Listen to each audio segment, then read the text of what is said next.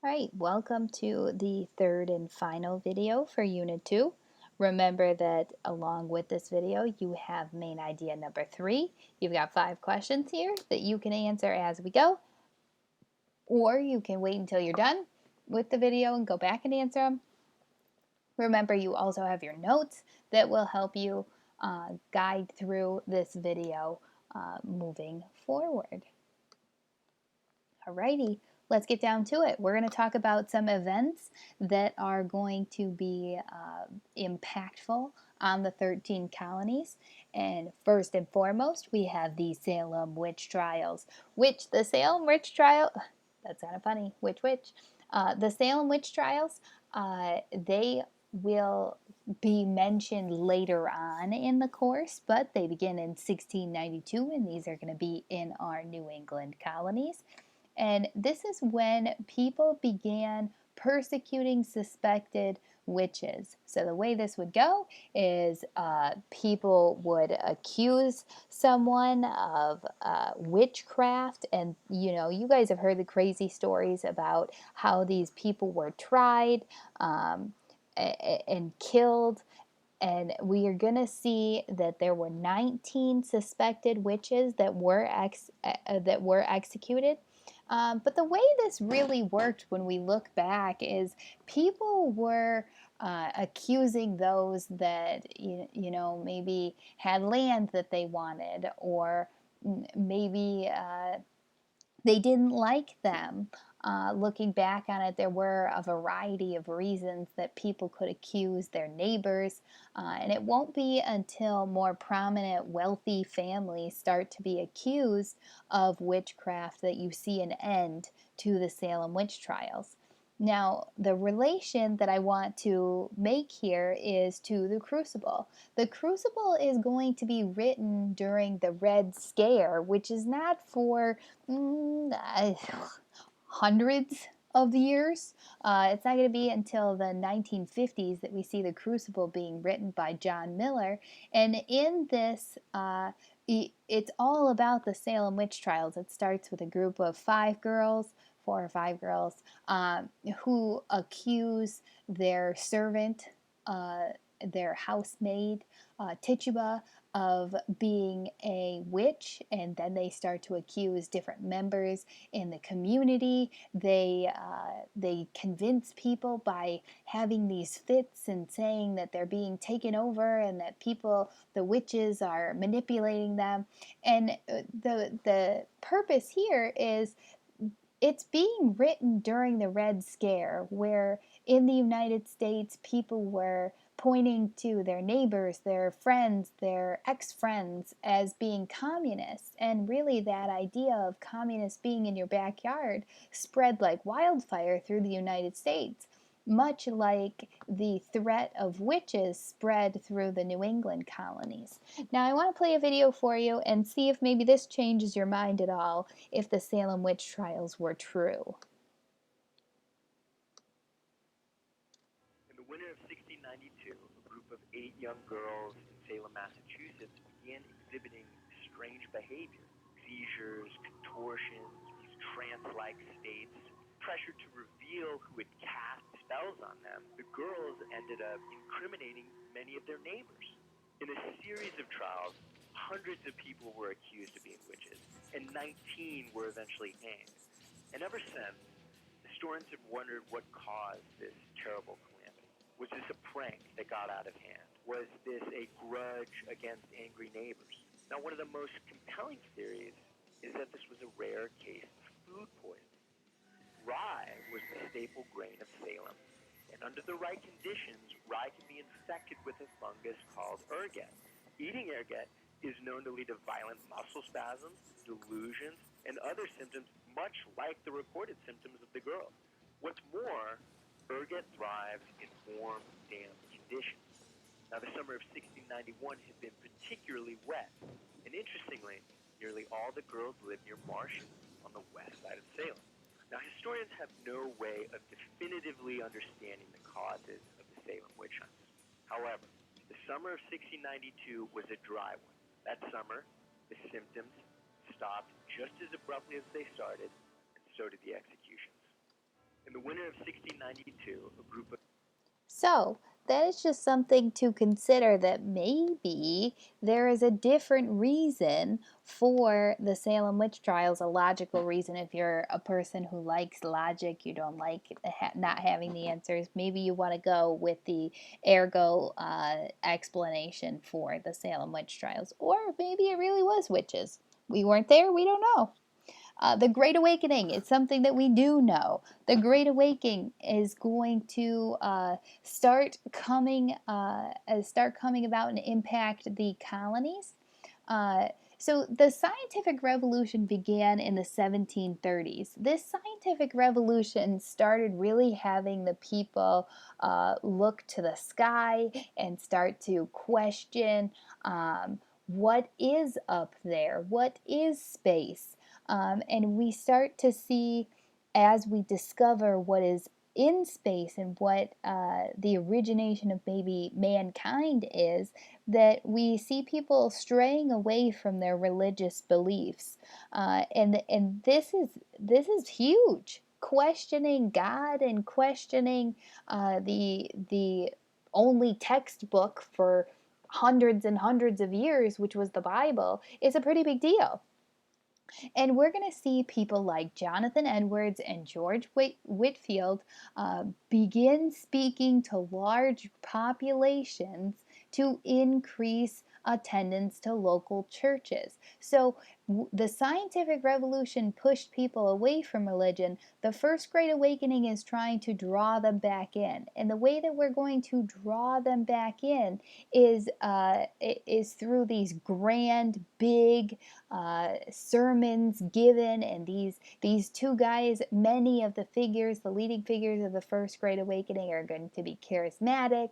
They're going to really get people to listen to them and draw them back in with this premise that under God, everyone is equal. So if everyone is equal under God, that doesn't mean you have to be rich to study religion. It doesn't mean you have to be a certain occupation. Anybody, anywhere is equal under God. Once we had that idea in our brain, if we're all equal under God, then we should all be treated equal under our government. Because if everybody's equal under God, that means everybody's equal, except for African Americans, because then maybe the question should be, why doesn't our government treat us equally? And the government that they're asking to treat them equally is the king in England, to treat them equal to the people of England instead of being treated differently as they have been being as colonists. They want the same rights as the people in England, and they want to be treated the same as the people in England by the king. So the First Great Awakening really pushes the colonists to question the treatment of this colonial government, the mother country. Which leads us to the French and Indian War, the real catalyst that pushes us into the revolution, but I'm getting ahead of myself. The French and Indian War is going to be a conflict between the French and the British. The name is very misleading. The French and they get the name French and Indian because the French and Native Americans fought together against the British. What are they fighting over? Control in North America. If we look at this map over here, you can see that England is not the only empire in North America. You have Spain, you have the French, and you have the British. Okay, so there's a little bit of everybody here. And you can even see there's a little existence of Russia over here. But let's keep our focus over here. So you can see that there is an overlap between the British and the French territories. This area is known as the Ohio River Valley. Now, the Ohio River Valley being disputed territory is no good. The British say it's theirs, the French say it's theirs, and the lucrative trade that is happening there is what draws in both of these empires to claim that territory as their own. Now, what we see is really the spark that sets all of this off is that in 1754, a British governor within Virginia is going to send a very spry George Washington to expel the French from the Ohio River Valley. Initially, Washington will defeat the French, but when he retreats, there is a counterattack and the fuse is lit for the French and Indian War. Now, where do the Native Americans fit into all of this? The Native Americans have been trading with both sides, and they really have been benefiting from trade with the British and trade with the French. But when push comes to shove, the Native Americans fight on the side of the French, something that will not be forgotten when it comes to the end of this war. Now, the French and Indian War is not just happening in uh, in the New World. It is also happening in Europe, but the name of it in Europe is the 7 Years' War because, oh wait, it lasted for 7 years. Now, this war will end with what we call the Treaty of Paris in 1763. This is a proposal of peace between the British and the French because the French were going to lose.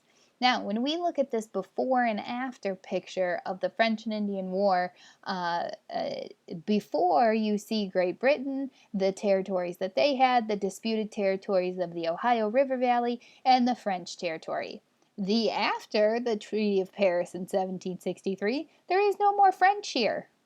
It either belongs to Great Britain or Spain.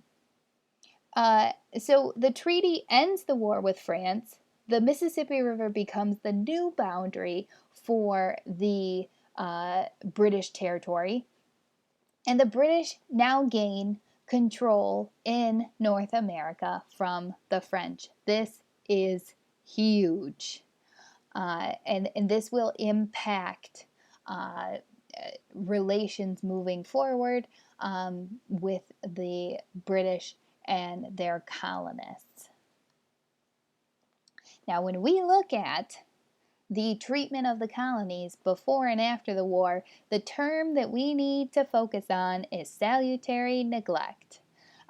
Before the war, the policy between the British and the colonists were as long as you are benefiting us, as long as the colonies benefit the crown, you may have your forms of government, you may regulate your trade, uh, but post French and Indian War, that is not going to be the case. So before we see this picture over here, salutary neglect, I wear my sunglasses so I can't see those colonists over there in America, what those colonists over there in America are up to. For now, anyway.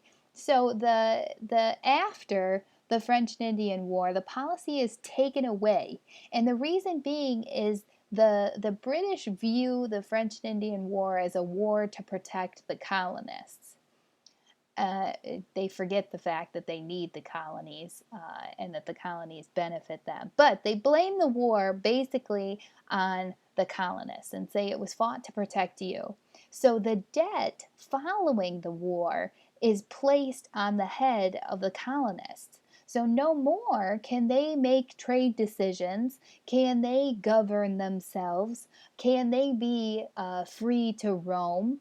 And instead, you are going to see taxes increased in the colonies following the war. Now, to equate this to terms that maybe you guys can relate to, it's as if your curfew had been set to 3 o'clock in the morning forever, and all of a sudden your parents say you have to be home and in bed asleep by 8 o'clock.